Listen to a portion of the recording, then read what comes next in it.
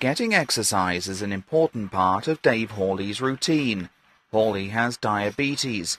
He is enrolled in a one-year program where he gets financial incentives from his employer to manage the disease. I have days that I know that the diabetes is causing a lack of productivity within the workplace. Blood sugar test. That is one of the reasons Hawley's employer, the Orange County government in Central Florida, decided to offer its workers incentives to tackle their diabetes.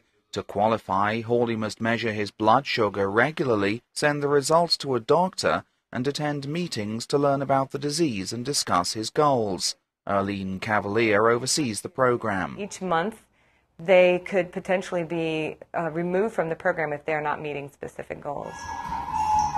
According to a recent study, nearly 60% of large U.S. organizations offer lifestyle improvement programs to their employees. And despite the economic recession, companies continue to add wellness and health management programs. Reduced costs for drugs and doctor's visits, plus several one-time payments, are the rewards for participating in such programs. A study by Hawley's employer found about 40% of its workforce have diabetes or are at risk of developing it, and 80% are overweight or obese, putting them at risk for a range of illnesses, including diabetes and heart disease. One study estimates poor employee health costs American companies more than $220 billion a year.